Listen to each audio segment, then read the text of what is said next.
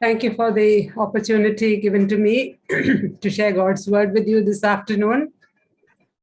मैं धन्यवाद देना चाहूंगी इस अवसर के लिए जो आप लोगों ने दिया मुझे प्रभु के वचन से बताने के लिए. This is the first time I think I'm speaking to a North Indian meeting. ये पहली बार है जब मैं एक नॉर्थ इंडिया मीटिंग में वचन से बांट रही हूँ. I know a little bit of Hindi, but I don't follow everything. मेरे को थोड़ी बहुत हिंदी आती है, मेरे को ज्यादा मैं समझ नहीं पाती पर.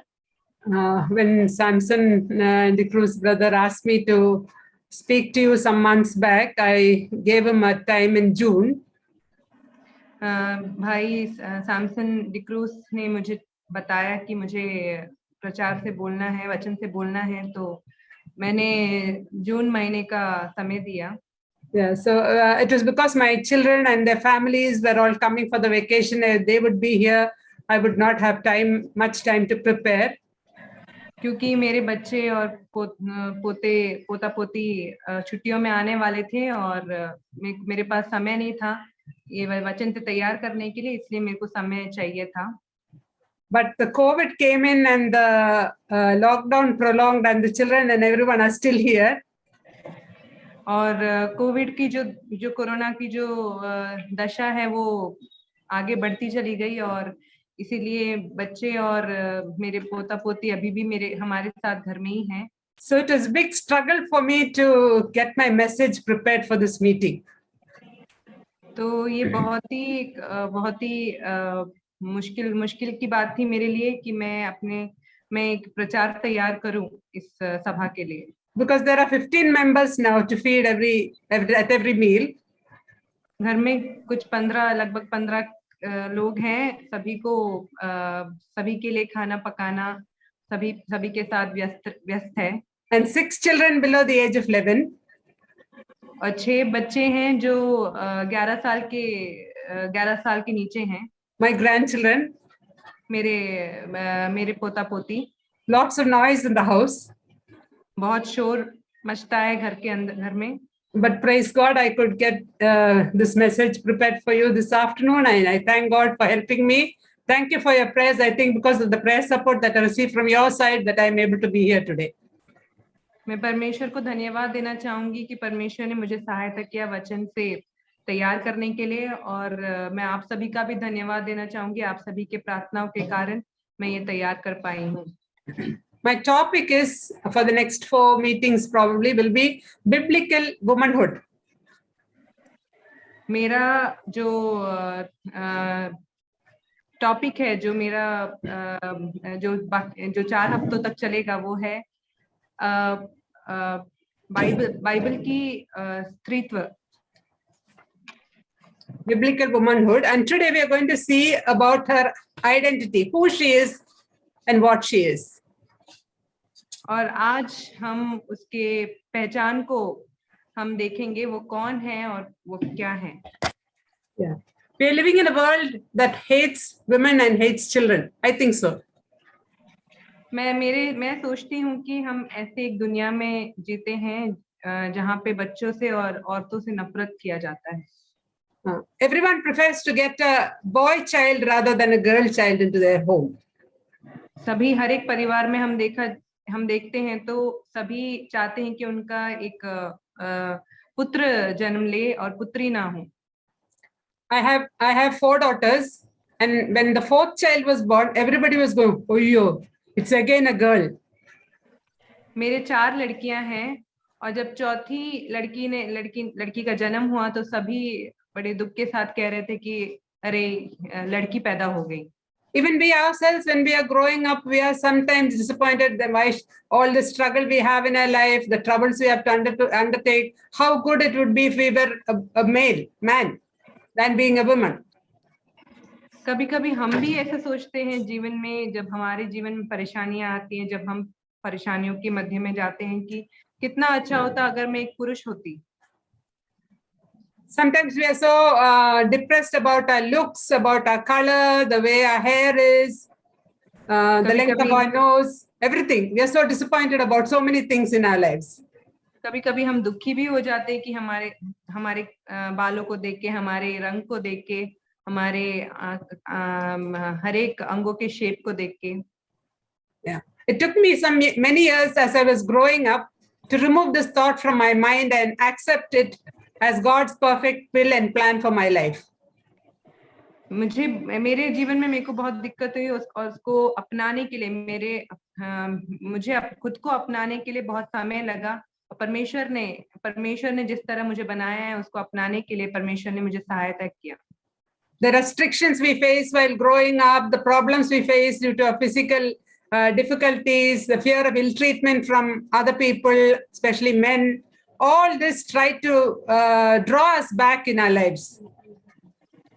जो समस्या एक महिला देखती है अपने जीवन भर में, शारीरिक तौर से हो या फिर मानसिक तौर से हो या फिर गलत तरीके से अगर पुरुष हमें तंग करें, तो ये सब डर मेरे अंदर था। Throughout history, we see that women were treated always as inferior to men. और इतिहास में हम देखेंगे तो महिलाएं बहुत ही नीची जाति के तौर पे देखे जाते थे पुरुषों से भी। In some cultures, they were treated like slaves, born to gratify the desires of men. और कुछ कल्चर्स में हम देखते हैं कि महिलाएं एक स्लेव की तरह, पुरुषों एक दासी की तरह उनको रखा जाता है। Yeah, in some others, they're treated like agricultural property, lands, just to bear children. और कहीं महिलाओं को तो एक ऐसा खेती बाड़ी की तरह, एक सामान की तरह देखा जाता है कि वो बच्चे पैदा करने के लिए है। In some other cultures, they are just treated like property. Use now, throw away later. If you don't want to get out, that's it. तो कहीं किसी कल्चर में हम देखते हैं कि महिलाओं को एक प्रॉपर्टी या फिर एक संपत्ति की तरह देखा जाते हैं कि इस्तेमाल करके फेंक दो। In Israel, according to scripture, when we read the Bible, we find that the women in Israel enjoyed a position much higher than the heathen nations around them.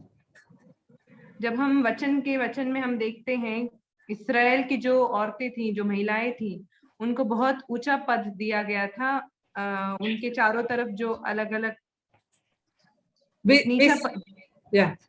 नीचा पद दिया गया था, उनके जो चारों तरफ के और जो अन्य जाति लोगों से हम देखें तो नीचा पद दिया गया था। We see that God had given them laws for the protection of rights of women even in the Old Testament. Can you repeat it, Auntie, once again? God had given them laws to protect women and their rights in the Old Testament, unlike the heathen nations. पुराने नियम में हम देखते हैं परमेश्वर ने कुछ नियम दिए थे और महिलाओं की सुरक्षा के लिए, महिलाओं की सुरक्षा के लिए। The Bible has preserved the memory of so many women whose wisdom and skill and dignity we can find in the scripture. वचन में बहुत सारी बातें बताई गई हैं, बहुत सारी महिलाओं के बारे में, उनके बुद्धि के बारे में, उनके कामों के बारे में बहुत सारी बातें हम वचन में देखते हैं। Even Eve is spoken as the mother of all the living. हम हव्वा के बारे में देखते हैं वचन में कि वो सारी जातियों की माँ कहलाती हैं। In spite of all her failures, Sarah is asked to be our example to follow. जीवन में हारने के बाद भी सारा के जीवन को एक एग्जाम्पल की तरह हर महिला के सामने रखा गया है। We find Rachel and Leah as examples for building a good home. राहेल और लेया के जीवन को एक उदाहरण की तरह रखा गया है महिलाओं के सामने एक घर बनाने के लिए। Ruth and Naomi tell us how we can build a good relationship. Ruth और नवोमी के जीवन से देखें तो हम किस तरह एक अच्छा रिश्ता हम बना सकते हैं, वो सीख सकते हैं। We know of Deborah's courage in the face of trouble. Deborah के साहस को हम देख सकते हैं वचन में। And we know of Esther's boldness before death. और एस्तर के हम उस बोल्डनेस को हम देख सकते हैं, उस साहस को हम देख सकते हैं उस मौत के सामने. Like that, we have so many women in the Old Testament who stand as witnesses for the way God had elevated them. और ऐसे ही हम कई सारी महिलाओं को हम पुराने नियम में देखते हैं जो एक गवाही, परमेश्वर की गवाही बन के खड़ी हैं. When we come to the New Testament, we see of Mary, the mother of Jesus. जब हम नए नियम में आते हैं, यीशु मसीह की माता मरियम के बारे में हम देखते हैं. Then we find Mary Magdalene, who was the first one to witness for the resurrection of Christ. और मेरी मैगदलेन के बारे में हम देखते हैं जो सबसे पहले गवाह थी परमेश्वर के पुनरुत्थान के बारे में. I sometimes wonder why the Lord did not tell John first, because he was the most beloved disciple. मैं कभी-कभी सोचती हूँ कि क्यों परमेश्वर ने सबसे पहले यूहन्ना को क्यों नहीं बोला, क्योंकि वो सबसे प्रिय दास था प्रभु यीशु मसीह का. So, but he chose Mary Magdalene to share the news of his resurrection with others. पर परमेश्वर ने मरियम मगदलेन को चुना उस पुनरुत्थान के समाचार को बताने के लिए. The first woman, the first convert to Christianity in Europe was Lydia. She was a woman. और यूरोप की उस जगह में सबसे पहले मसीही में आने वाली जो स्त्री थी वो है Lydia. The first person to tell the Samaritans about Jesus was a woman. और प्रभु यीशु मसीह को एक समारिया के बारे में बताने वाली सबसे पहली एक स्त्री थी.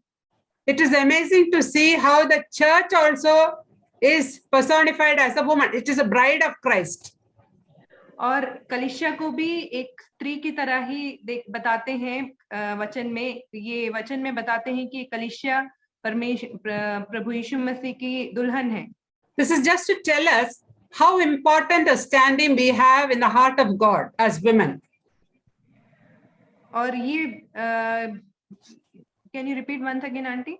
This is just to show how important a standing, how important we are to God, to the heart of God as women.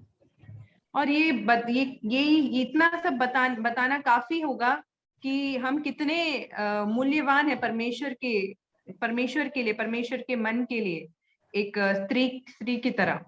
As believers, we need to remember that God has made us the crown of creation, woman as a crown of creation.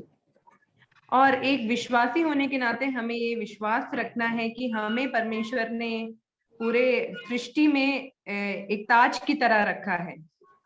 Yeah, if we watch a sculptor doing a piece of work, sculpting an image, an idol or whatever, when we watch him, we find that he will do his finishing touches in the end. जब हम कुछ भी मूर्ति या फिर कुछ भी हम खरीदते हैं तो उसके जो बनाने वाला होता है उसका जो फिनिशिंग, उसका जो आखिरी का वो पूरा शेप में लेकर आना है वो आखिरी में करता है. When he starts it, we cannot find out what he is trying to do. जब वो बनाने वाला जब वो पहले बनाता है उस मूर्ति को, हम नहीं समझ पाते हैं कि वो क्या बना रहा है पहले. But by the time he finishes it, and when he puts his final touch to what he is making, then we will find out the wonder of what he is doing. और जब आखिरी में जब वो आखिरी क्षण में आता है उस मूर्ति को बनाने के बाद, उस मूर्ति के आखिरी क्षण में आता है बना के, तब हमें समझ में आता है कि वो कितना अद्भुत चीज बना रहा है. I think God did his final touches on creation by the making of a woman. और मुझे लगता है कि सृष्टि को बनाने के अंत में परमेश्वर ने स्त्री को एक जो आखिरी जो फाइनल टच होता है उसको स्त्री के रूप में हम देखते हैं. Yeah, in the book of Genesis in chapter 1, when God was creating these things for the earth and the universe, जब परमेश्वर उत्पत्ति के पहले पद में, जब पहले अध्याय में जब हम देखते हैं परमेश्वर जब सृष्टि को, इस धरती के सृष्टियों को बना रहे थे, we read after every creation 6 times we read that God said it is good, looked at his creation and said it was good. और 6 बार परमेश्वर ने कहा है, अपनी सृष्टि को बना के 6 बार परमेश्वर ने कहा है कि ये बहुत अच्छा दिख रहा है, बहुत अच्छा है। We read it in Genesis 1, 4, 10, 12, 21 and 25. 1, 4, 10, 12, 18, 21 and 25. 6 times it is mentioned it is good. हम उत्पत्ति के पहले पद में कुछ 1 में, 4 में और ऐसे बहुत सारे पद में हम देखते हैं 6 बार परमेश्वर ने कहा है कि बहुत अच्छा बना है। But there was one thing that God saw which was not good. और परमेश्वर ने एक चीज देखी सृष्टि और परमेश्वर ने कहा कि ये अच्छा नहीं है।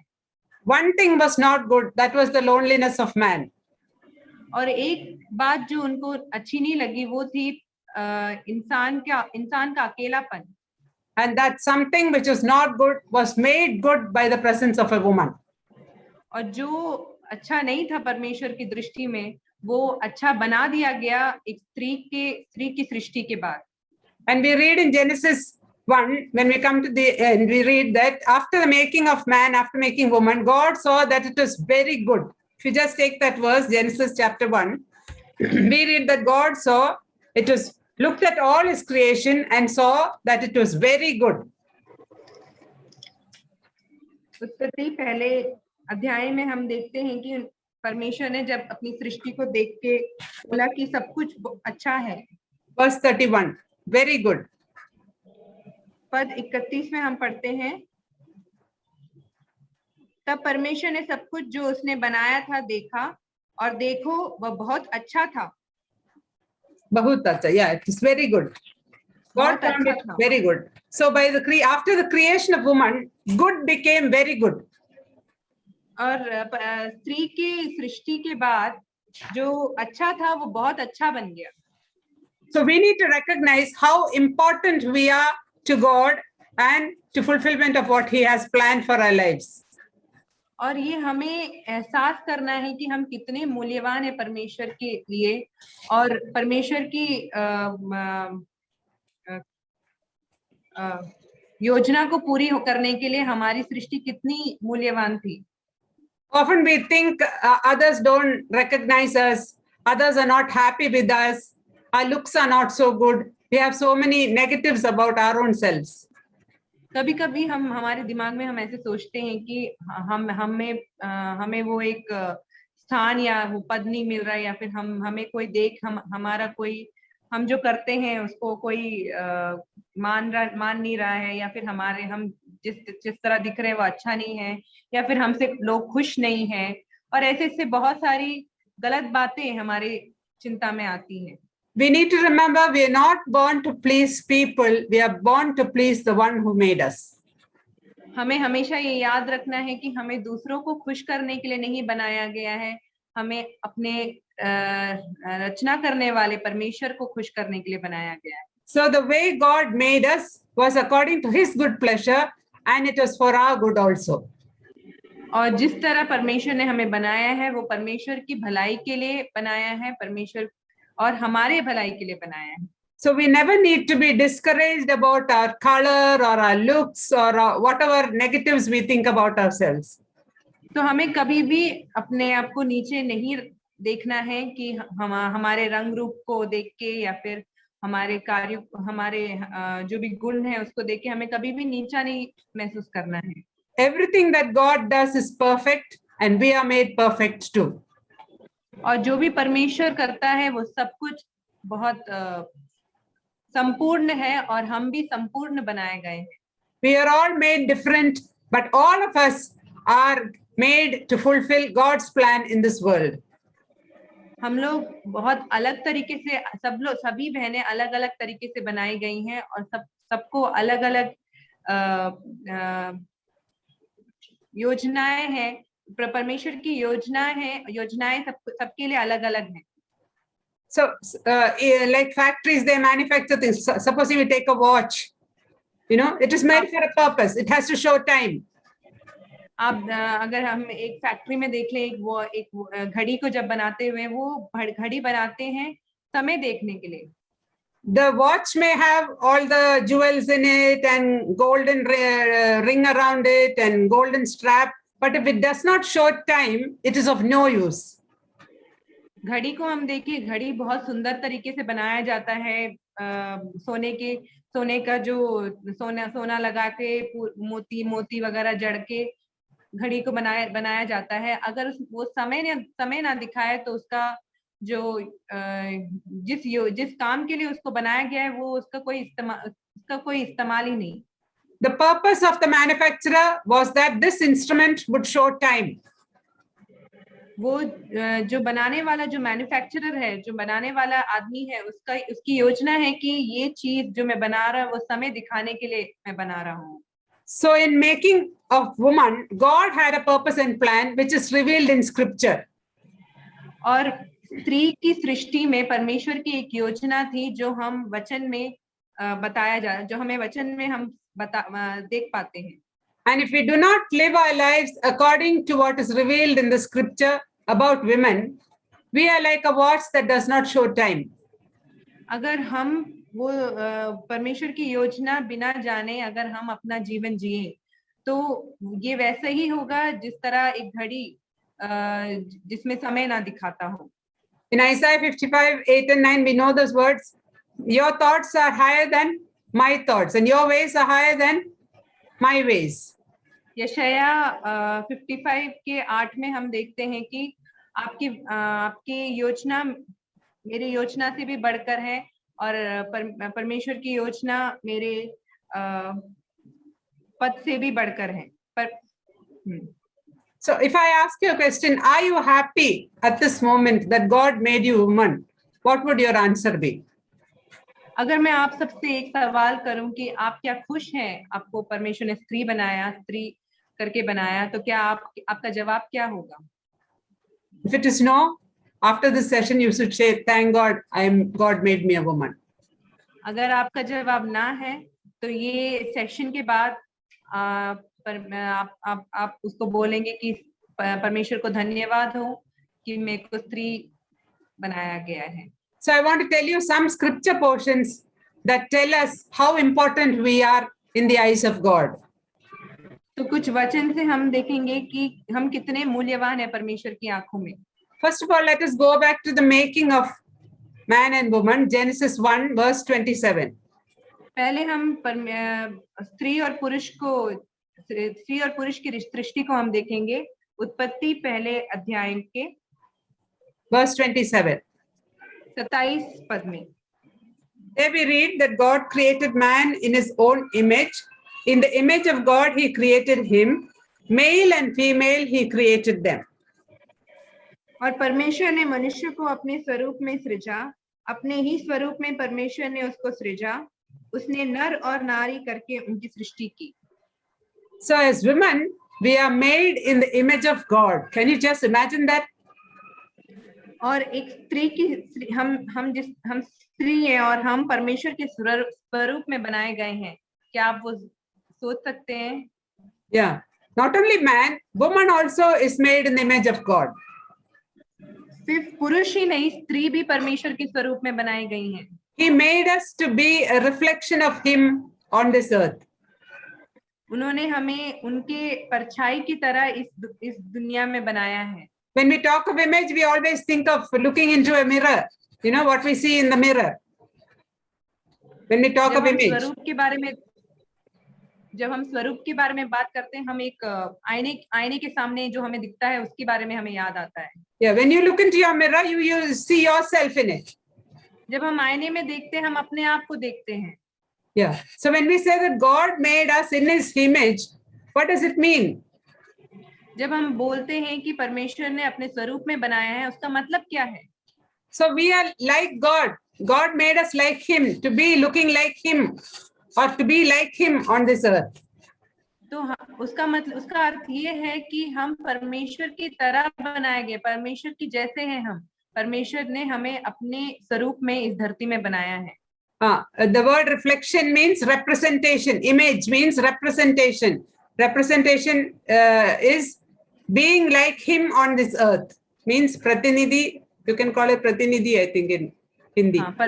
तो एक स्वरूप का मतलब है परमेश्वर की प्रतिनिधि। एक प्रतिनिधि की तरह हमें इस दुनिया में रखा गया है। Yeah, each of us are a representation of God on this earth.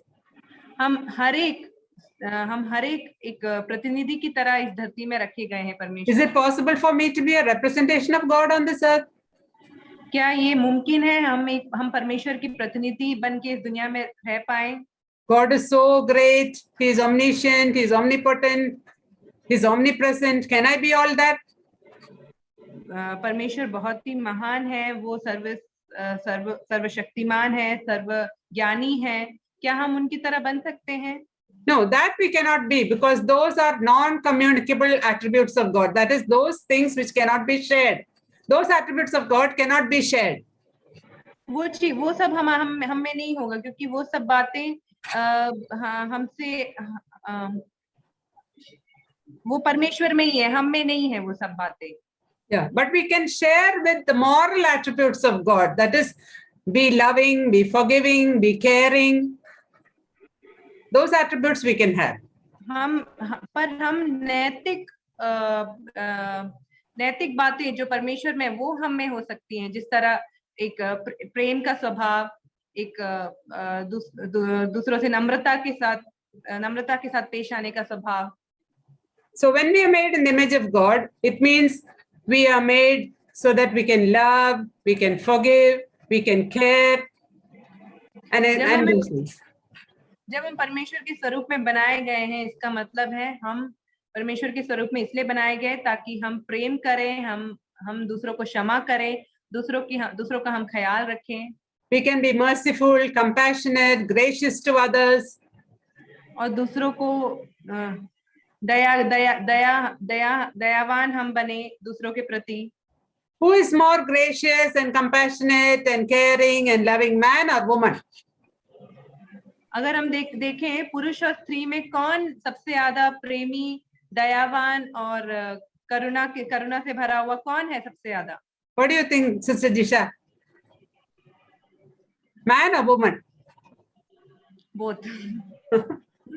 I think God has indwelt in us the capacity to love and care and give and share. I think it exists more in women than in men. Because when we grow up our children, we know how much husbands, they cannot express much, but we can do it. जब हम देखते हैं, मेरे हिसाब से जब हम देखते हैं कि स्त्री के पास सबसे ज्यादा ये गुण होते हैं, प्रेम का, ख्याल रखने का, दया दिखाने का, सबसे ज्यादा स्त्री में होता है, क्योंकि एक पिता अपने बच्चों के प्रति उतना दिखा नहीं पाता, पर एक माँ बच्चों के प्रति बहुत अच्छे से दिखा पाती है। Such a great thought, such a wonderful thought, that we are here to represent God's love and care and mercy and kindness and goodness on the earth.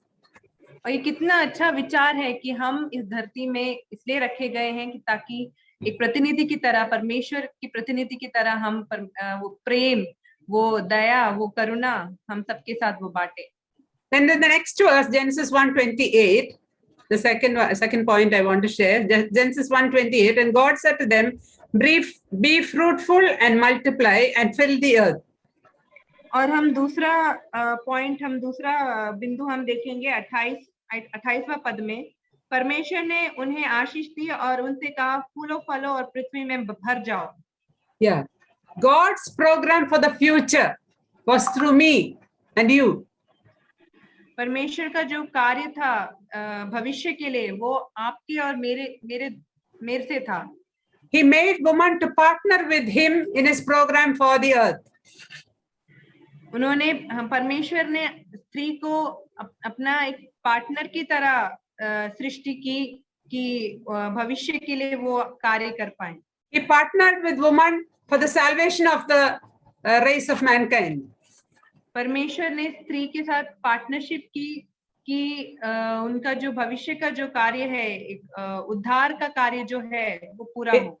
In Genesis 3 we read that the seed of the woman will destroy Satan.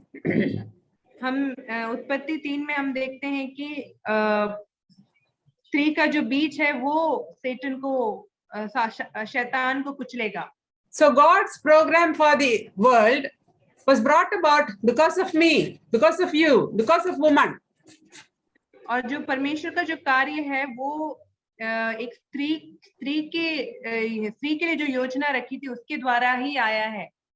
And thirdly, the same verse, Genesis 1:28, and subdue it and have dominion over the fish of the air, over the birds of the heavens, and over every living thing that moves on earth. और तीसरी बिंदु हम वही उसी पद से हम देखेंगे, और उसे अपने वश में कर लो और समुद्र की मछलियों तथा आकाश की पक्षियों और पृथ्वी पर चलने फिरने वाले प्रत्येक जीव जंतु पर अधिकार रखो. So subduing the earth was not just given to man, it was given to woman also. तो जो अधिकार रखने का जो था वो स्त्री पुरुष को ही नहीं दिया गया, वो स्त्री को भी दिया गया. Now when we go outside and some dog or a snake or whatever comes, is it afraid only of man or is it afraid of woman also? जब हम बाहर जाते हैं, जब हम कुत्ते या फिर सांप को देखते हैं, वो क्या सिर्फ पुरुष से डरता है, स्त्री से भी नहीं डरता? No, we are also, they fear us also. As soon as they see us, they run away and hide. जब स्त्री को या पुरुष को दोनों को दिखता है, तब वो जंतु डर के छुप जाता है. So subduing them was given to woman also. अधिकार का हक स्त्री को भी दिया गया था. Yeah. Fourthly, in Isaiah 43 verse 7 and verse 21, we see that we are made for the glory of God. Isaiah 43 verse 7 and 21. यशायाह की पुस्तक से हम देखेंगे चौथा बिंदु, यशायाह का 43 7 verse 7 and verse 21. 7वां और 8वां पद. When we read verse 7, everyone who is called my name, whom I created for my glory, whom I formed and made, it is said there.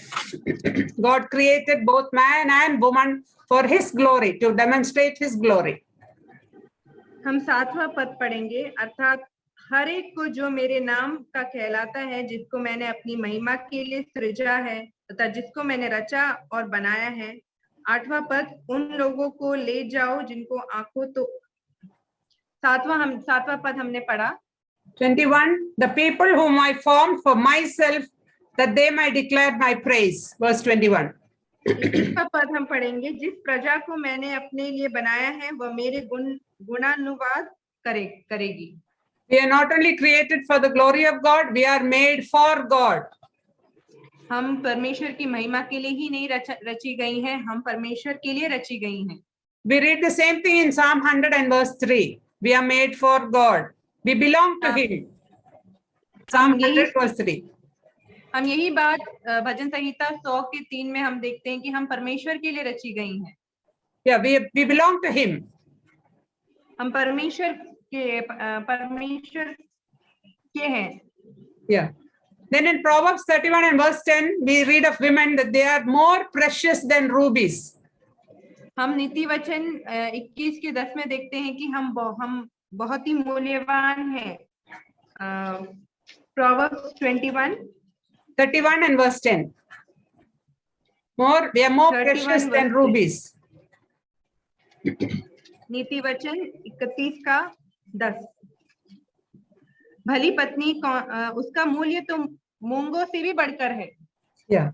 And when we come to the New Testament, we find that in Christ, because we believe in Christ, we are the children of God. Not only men, all women who believe in Christ are the children of God.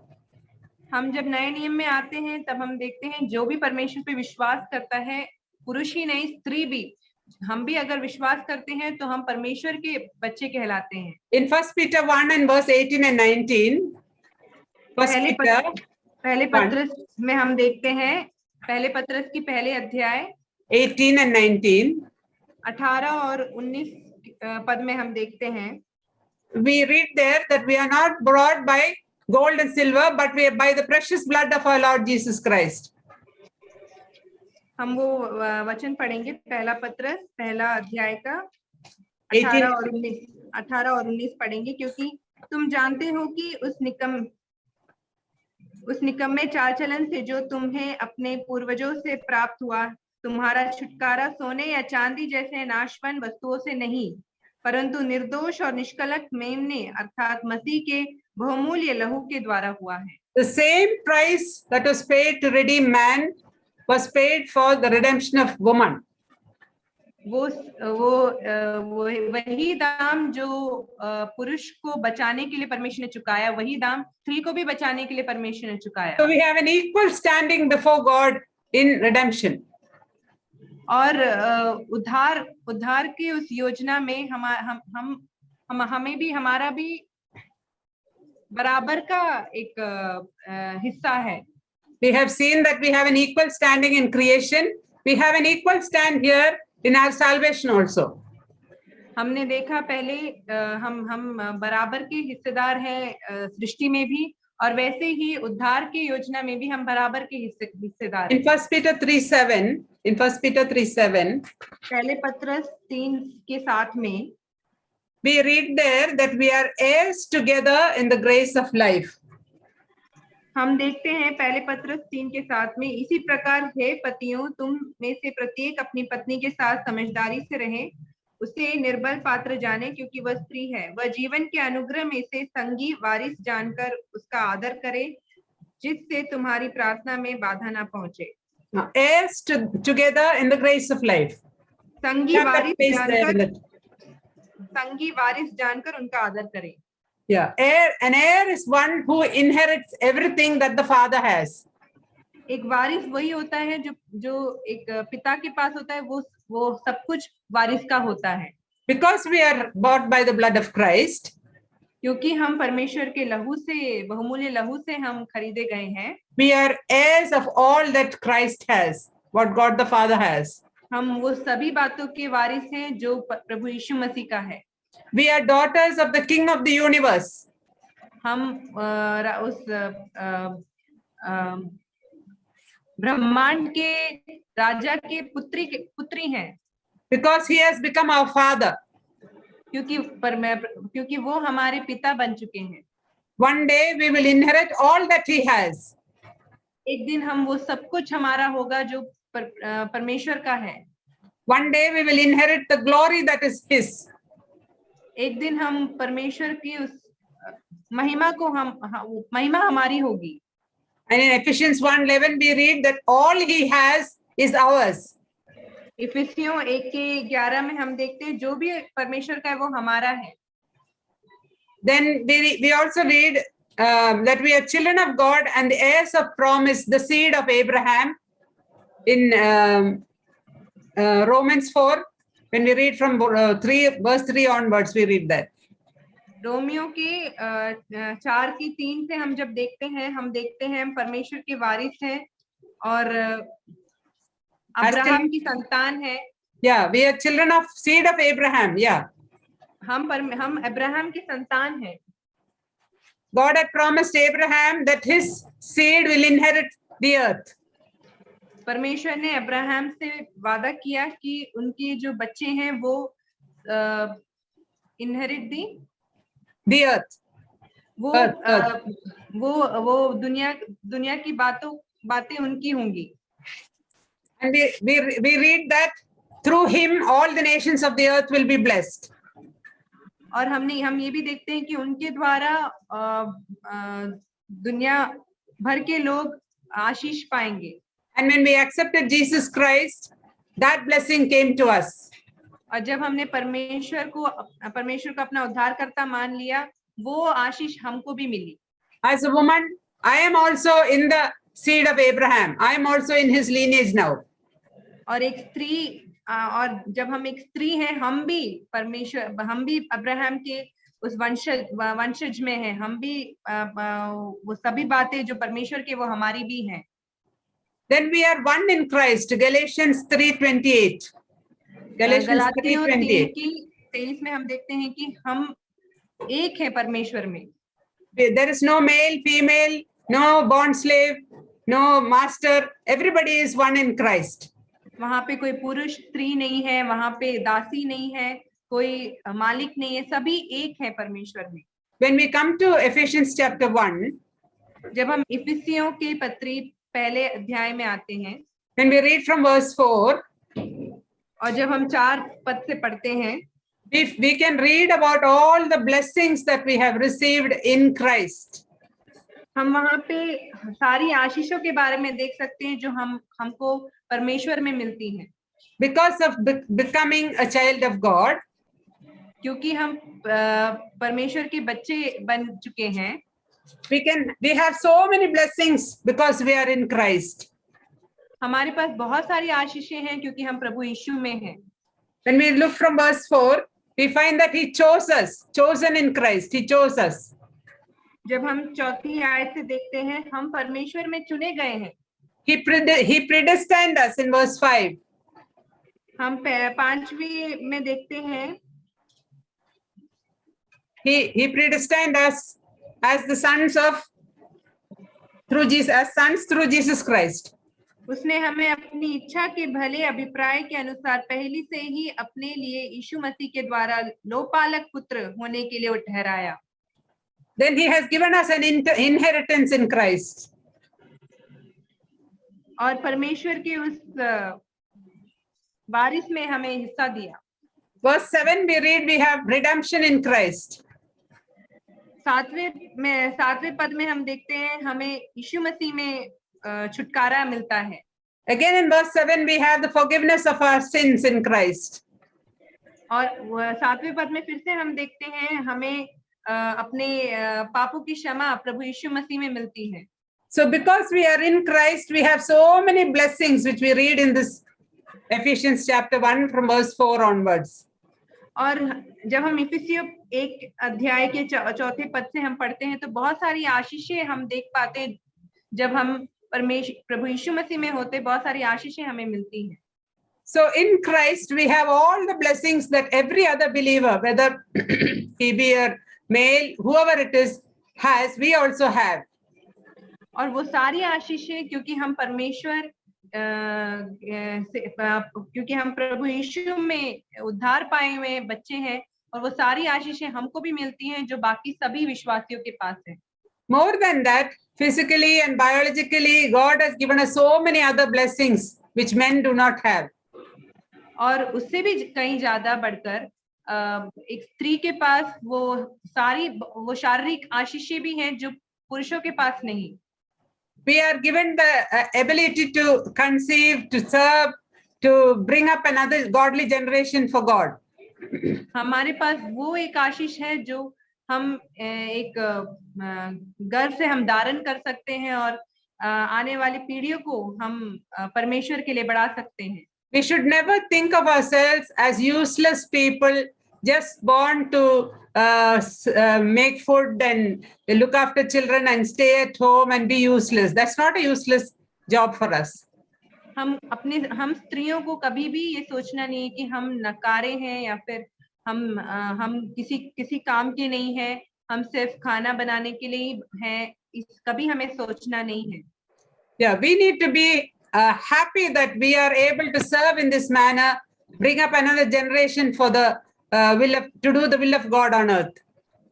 और हमें बहुत खुशनसीबी हमारे समझना चाहिए हमको कि हमें एक आने वाली पीढ़ियों को परमेश्वर के लिए बढ़ाने के लिए हमें ये मौका परमेश्वर ने दिया है। What a great standing and position we have because we are in Christ also. हम प्रभु यीशु मसीह में हैं और इसके कारण हमारे पास एक पद है, हमारे लिए एक पद है। Our identity is not rooted in what we do or who we are, but who we are in Christ, what He is to us. हमारी पहचान इससे नहीं होती कि हम क्या करते हैं या हम किस तरह हैं, हमारी पहचान इससे होती है कि हम प्रभु यीशु मसीह में क्या है। What does God think of me? परमेश्वर हमारे बारे में क्या सोचते हैं? What is God's plan for my life? परमेश्वर की योजना हमारे जीवन के लिए क्या है? Why has He made me a woman? क्यों परमेश्वर ने मुझे एक स्त्री बनाया है? What does He want me to do with my life? क्या परमेश्वर क्या चाहते हैं कि वो मैं अपने जीवन से मैं क्या करूं? God has made us to live for Him, honor Him, and walk godly before His eyes. परमेश्वर ने हमें रचा है उनकी आदर करते हुए, उनकी महिमा करते हुए इस धरती में आगे बढ़ने के लिए हमें रचा है। When the women of the world are going after so many worldly things, He is looking for those who will go after Him.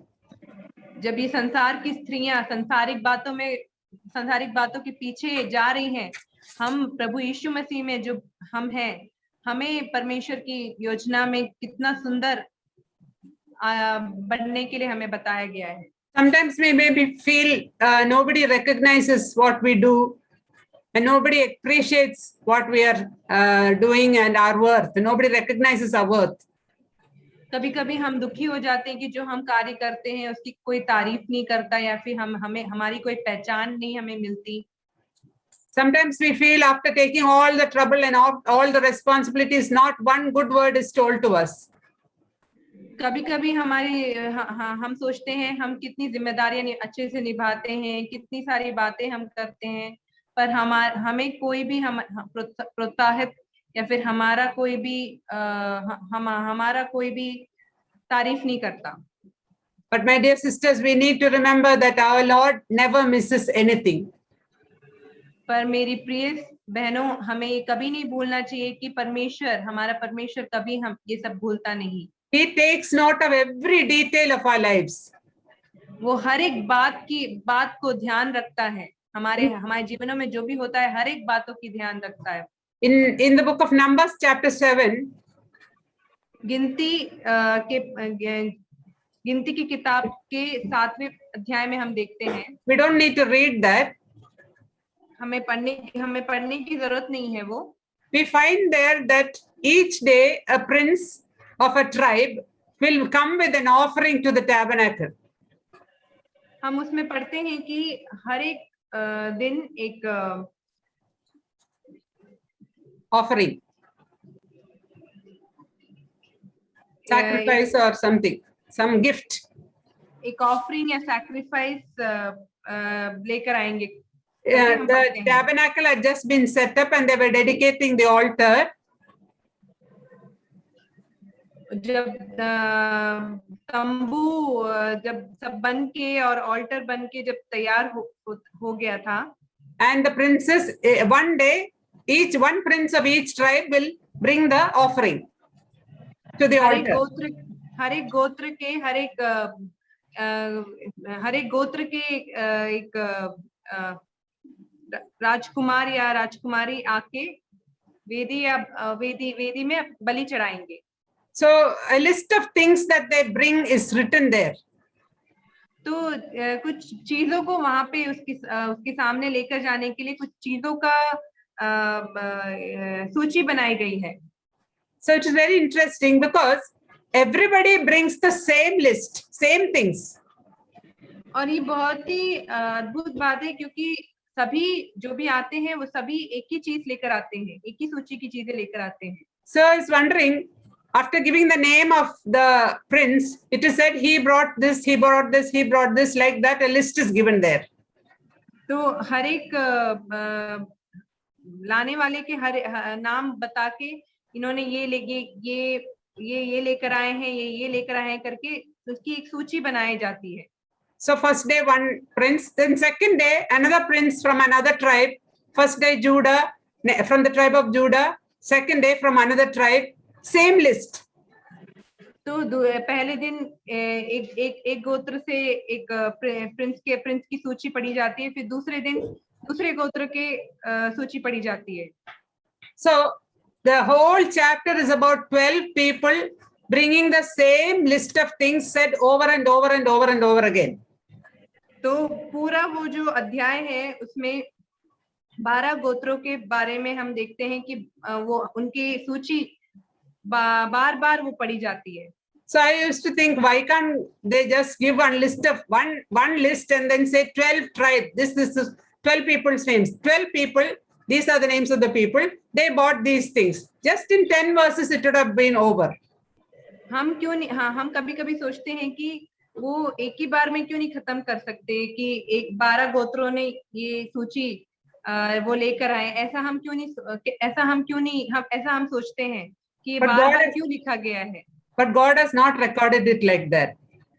पर परमेश्वर ने उसको इस तरह नहीं लिखा है।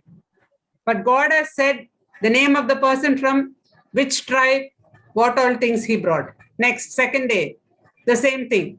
Then what he did is the same. What he brought is the same. but each one is recorded there specifically. और परमेश्वर ने इस तरह वचन में लिखा है कि एक व्यक्ति जब वो लेकर आता है, वो सूची की सारी चीजें वो लेकर आता है दान करने के लिए या फिर बलि करने के लिए, तो वो हर एक पुरुष हर एक व्यक्ति का नाम के साथ साथ वो सूची भी बताए जाते हैं। और वैसे ही दूसरे दिन दूसरे व्यक्ति का नाम उसके साथ वही सूची में कोई अंतर नहीं है, पर वो अलग तरीके से उनके नाम के साथ वो बताया गया है। So I just want to tell you that even if we keep doing the same thing over and over and over again every day of our lives, God takes note of that. और मैं ये बताना चाहती हूँ इसके द्वारा कि अगर हम एक ही काम बार बार हर एक दिन करते रहें, परमेश्वर वो बार बार वो देखता है और वो ध्यान रखता है हर एक बातों को। Every day I wake up in the morning, every day I make breakfast, I make lunch, I wash the dishes, wash the clothes, doing the same thing over and over again. God does not forget even a single thing.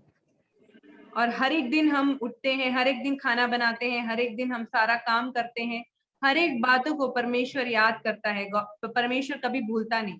And God wants us to know that He loves us just as He loves His own Son, Jesus Christ. और हमें ये याद रखना है जिस तरह परमेश्वर अपने पुत्र प्रभु यीशु मसीह से प्रेम करते हैं, उसी तरह हमसे भी प्रेम करते हैं। John 17 verse 23. यूहन्ना 17 के 23 में हम पढ़ेंगे। God wants us to know. It is the high priestly prayer of Jesus Christ in which He prays, I want them to know that you love me as much, you love them as much as you love me. और उसमें हम पढ़ते हैं